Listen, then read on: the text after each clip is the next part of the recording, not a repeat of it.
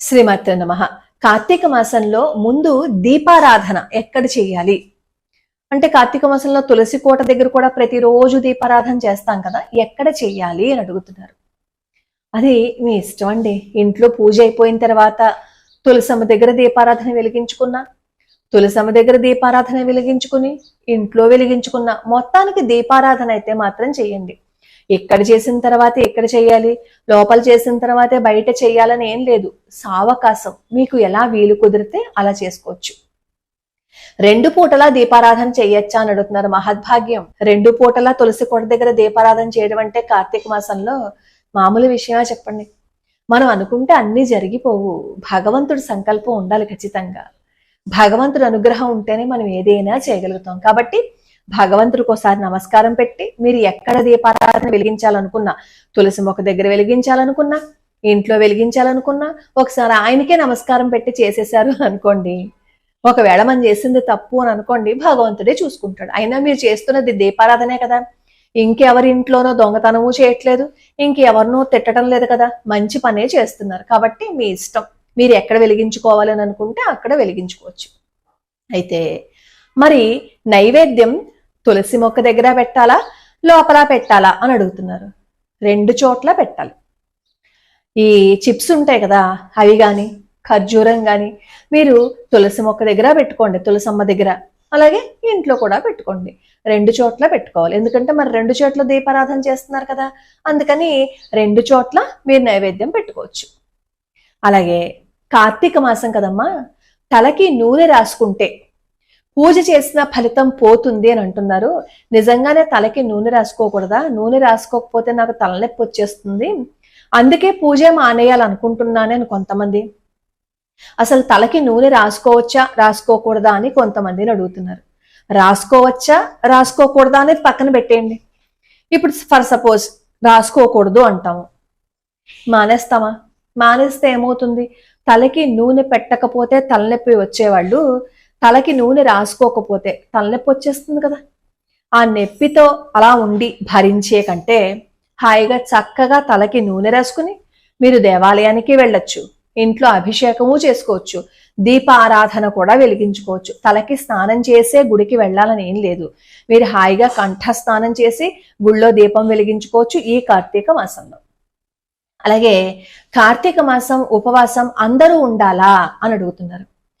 మనకి శాస్త్రం అందరూ చెయ్యండి, ఇలాగే చెయ్యండి అని చెప్పదు. ఇలా చేస్తే మంచిది అంతవరకే చెప్తుంది, అంతే తప్ప ప్రతిదాన్ని బలవంతంగా మన మీద రుద్దదు.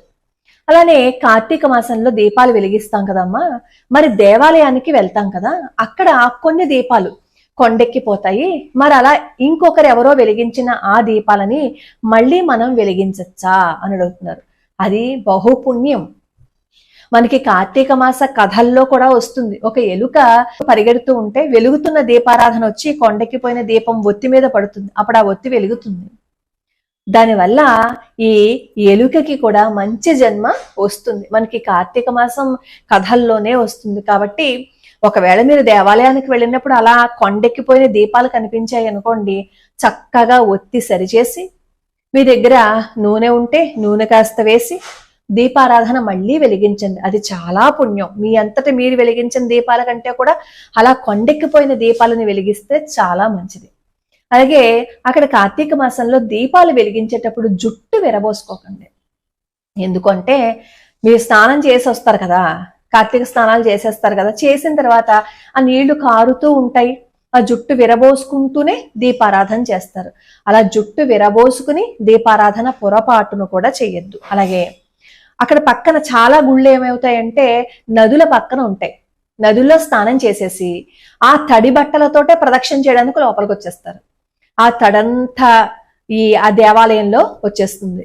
ఇంకెవరైనా చెయ్యాలనుకోండి, జర్రుని జారిపోతారు అక్కడ ప్రదక్షిణలు చేస్తే. కాబట్టి ఆ జాగ్రత్త కూడా తీసుకోండి. మనకి భక్తి ఎంత ఉందో శ్రద్ధ కూడా అంతే ఉండాలి. మనం ఇంకొకరికి ఇబ్బంది కలిగించకూడదు అనే విషయం కూడా మనం ఎప్పుడూ మర్చిపోకూడదు. అలాగే కార్తీక మాసంలో నందుల అవస్థ ఇంకా చూడాలి. ఈ అరటి పళ్ళు అవన్నీ ఉంటే చూసారా, ఇంకా ఈ నంది నోట్లో కుక్కి పడేస్తారు. అలా కుక్కేయడం కరెక్టా చెప్పండి? చూడ్డానికి ఎంత బాధ అనిపిస్తుంది. ఒకటే ఆలోచించుకోండి, ఇది రైటా ఇది తప్పా అని ఎవరు చెప్పరు. అది చేస్తే అది సమంజసంగా ఉందా లేదా అనేది మన మనసుకు తెలుస్తుంది కదా, దాన్ని బట్టి చేయండి. అలాగే మీకు తామర ఒత్తులు దొరుకుతాయి. ఈ పూజా సామాగ్రి షాపుల్లో తామర ఒత్తులు దొరికితే ఆ తామర ఒత్తులు తెచ్చుకొని ఈ కార్తీక మాసం నెల్లాళ్ళు మీరు తామర ఒత్తులు దొరికితే తామర ఒత్తులను కూడా దీపారాధన చేస్తే ఆ ఒత్తులతోటి లక్ష్మీప్రదం అని చెప్తారు. దొరికితే తెచ్చుకోండి, లేదు అని అనుకోండి మీ ఇంట్లో పత్తి ఉంటుంది కదా, ఎలాగో మీ ఇంట్లో ఒత్తులు చేసుకుంటారు కదా, కాబట్టి దాన్ని వెలిగించేయండి. అలానే రేపు దీపావళి కదా, ఒక తప్పు అందరూ చేస్తున్నారు. అదేంటంటే లక్ష్మీ బాంబులు ఉపయోగిస్తారు. ఆ బాంబు పైకి వెళ్ళేసరికి ఏమవుతుంది, లక్ష్మీ అమ్మవారి ఫోటో ఏమైపోతుంది, శుభ్రంగా చిరిగిపోదా? ఏ లక్ష్మీదేవి కోసం మనం పూజలు చేస్తున్నామో అదే లక్ష్మీదేవి పూర్తిగా చిరిగిపోయి అక్కడక్కడ కాగితాలు పడిపోయేటట్లుగా మనమే చేస్తున్నామంటే లక్ష్మీదేవిని మనం ఎంత అవమానిస్తున్నాము అనేది ఒకసారి ఆలోచించండి. ఇవన్నీ అందరూ చెప్పక్కర్లా, మనకి మనంగా ఆలోచించుకుంటే అన్నీ తెలుస్తాయి. ఈ వ్యాపారస్తులు కూడా ఎందుకు వేస్తున్నారు, ఓ లక్ష్మీ బాంబులు అంటే లక్ష్మీదేవిని ఇంటికి తీసుకువెళ్తారని చెప్పి ఈ పిచ్చివాళ్ళు తీసుకువెళ్ళిపోతారని చెప్పి అక్కడ ఈ దేవీ దేవతలు ఫోటోలు వేస్తారు. అంటే మన సెంటిమెంట్ తో వాళ్ళు వ్యాపారం చేసుకుంటున్నారు.